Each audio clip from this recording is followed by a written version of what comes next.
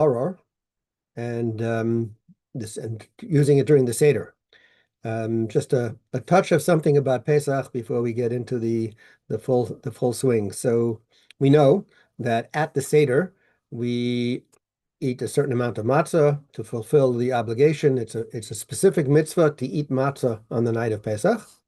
And also Maror, according to the Torah, actually, this Pesach, Matzoh and Maror, which is in the time of the Beis HaMikdash, in the time of the temple, there was an offering known as the Korban Pesach, a lamb that was brought on the 14th in the afternoon. And then at the Seder, you would eat it.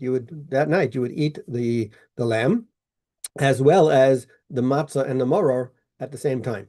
In fact, it was all eaten together in the time of the Beis Hamikdash. Nowadays, we don't have the Korban Pesach offering, so we just have the matzah and the maror. And I'm sure we're all familiar with eating that at the Seder. So then when we think about the maror, so there are different foods that we might eat for maror. So commonly, people will use romaine lettuce, which is actually the food that is suggested in the Gemara as well as in the Code of Jewish Law. And also horseradish is something we may be familiar with eating because when you think about it, if you had a choice between eating the romaine lettuce or the horseradish, depending on what your goal was, if your goal was to burn your insides out, then you're going to eat the horseradish, right? If your goal is just to have something which seems to be sweet to eat, it would seem to be the romaine lettuce. So really, and in certainly when I grew up, right, and even now, I still use the horseradish, although we do both lettuce and horseradish. But that was the strong feeling of maror, was that bitter taste from the horseradish. Not the kind you buy in the store with the already, although it could be very sharp, but already is flavored with the beets. But we're talking about taking the root of the horseradish, the actual thing, and grinding it up and eating it straight. So, but the romaine lettuce seems to be a little odd because we eat it all the time, right? I think many of us eat romaine lettuce almost every day. So it seems to be unusual that it's the item that is preferred for maror. And another thing that we just point out is that we have matzah and maror, and we eat matzah at the Seder first, and then we eat the maror. And matzah is commemorating the slavery, it's true, but it's also commemorating the freedom, right? Matzah is reminding us that the Jewish people, when they left, they were in a rush, right? That's the idea. They were in such a rush, the dough didn't rise, and therefore we eat matzah. So it really is not so much what they ate in Mitzrayim, the matzah, but really reminding us more of the fact that they got out. The maror, on the other hand, is clearly a reminder of the bitterness of the slavery. So kind of chronologically, really the slavery came first. You should really eat the maror first and then the matzah. So it seems a little bit unusual why we do it that way. So a couple of thoughts is, number one, following on that idea, is that we know that human nature is that if we want to appreciate something, then the way to appreciate something is to contrast it. When everything's always the same, it's hard to really appreciate its uniqueness. This applies, by the way, in many, many different things. I find it applies even in things that you read, when you're reading in print. So if you read from a book or a siddur that every word is the exact same font, then it all blurs, or if a flyer. But if you have different size print in different places, then all of a sudden things stand out. Even the smaller ones stand out, right? And a jeweler wants to show off a beautiful jewel, you put something behind it as a contrast, right? You put the black felt, and then it shows it off better. Or you show someone, the other thing is you show someone the cheaper stuff, and then they can appreciate the quality of the good one afterwards because they see the difference. So too, if a person, and if you want to really appreciate how bad something was, you have to really know what you're missing. Like if a person grows up in a rough life, they don't necessarily know that they're having a rough life, which could be a good thing, but they don't necessarily know that how bad things are, and that could be obviously in terms of poverty, but it could be in other forms of oppression. that even though you are missing something, you don't fully know exactly what you're missing if you never had something in the first place or you never saw it in the first place. So therefore, here, when we start with the matzah, so we experience the freedom, then afterwards, when we have the bitterness, it's like, oh, whoa, something's missing here.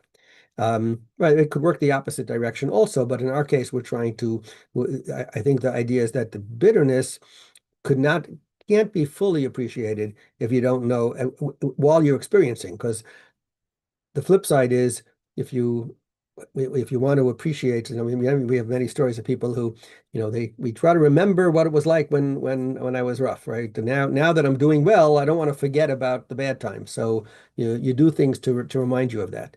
But on the other hand, our goal here is to feel the bitterness. And in order to feel the bitterness, you have to actually have had that good thing beforehand. So therefore, we're doing that. Another thing is that Rav Kook explains that by eating the maror after the matzah, we can also understand the purpose of the bitterness. We can learn from that experience. We can transform it to a positive force. If we eat the matzah and we taste that feeling of freedom, and we can then put the suffering that we had in its proper context and say, you know what, we needed to get to the goal. The goal was the freedom, and we had to go through that suffering in order to accomplish that. One of the questions that's asked we mentioned the difference between romaine lettuce and the horseradish. So why do we eat romaine lettuce? So romaine lettuce, one of the things about it is it starts off, it tastes sweet. Only later does that bitter taste, or another idea behind it is if it stays in the ground too long, it could become a bitter. But in its own, it starts off sweet. And this is actually reminiscent of the Jewish people's experience in Egypt, because when we came down to Egypt, things were going great.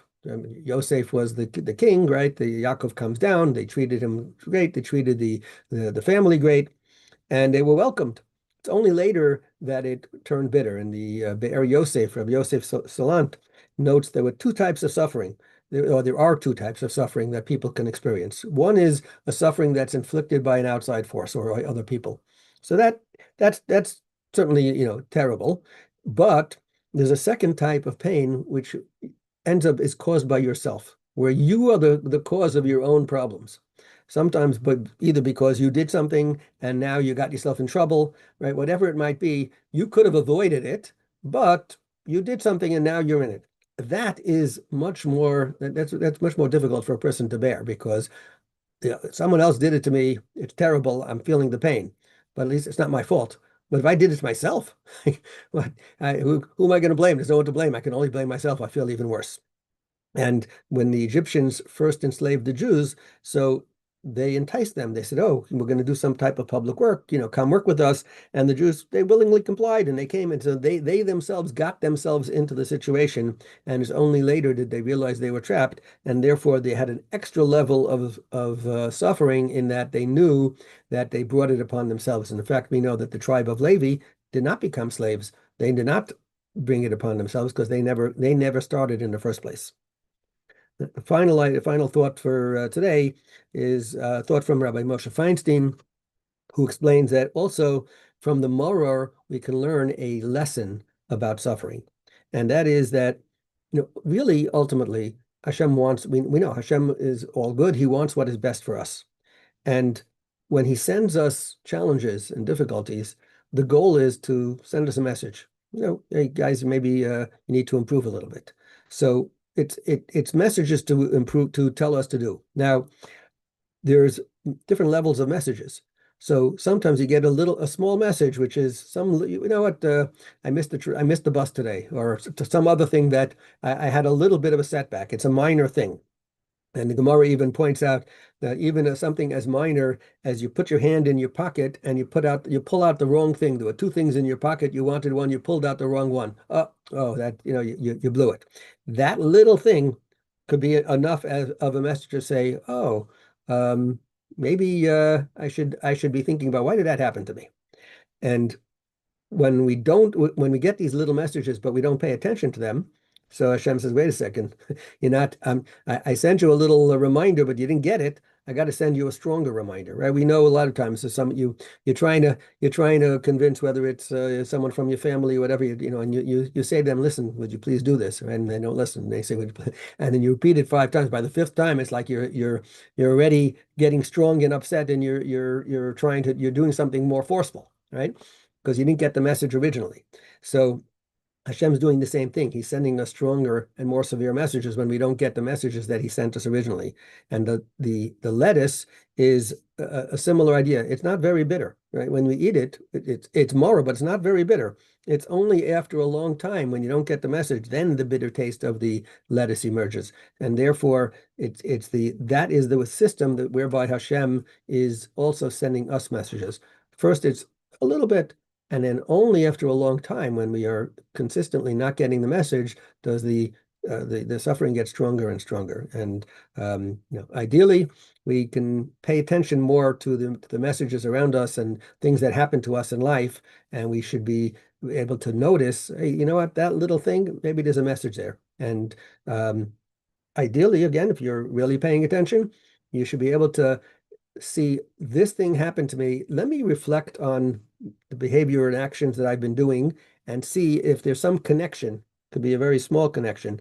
It was something to do with my foot, something to do with my hand, something to do with it. What have I been doing that might connect to whatever's happening to me? And even if it's not exact, the likelihood is that you'll be able to come up with something that you can improve on and act on it accordingly. So let us pay attention to the small messages and then that way avoid having the stronger messages that would unfortunately come in the future. And let us all enjoy our Pesach and learn over the lessons that Pesach is designed to teach us and to really instill and renew and rejuvenate our faith and to pass the message on to the next generation. Have a good day and have a Chag Kosher V'Sameach.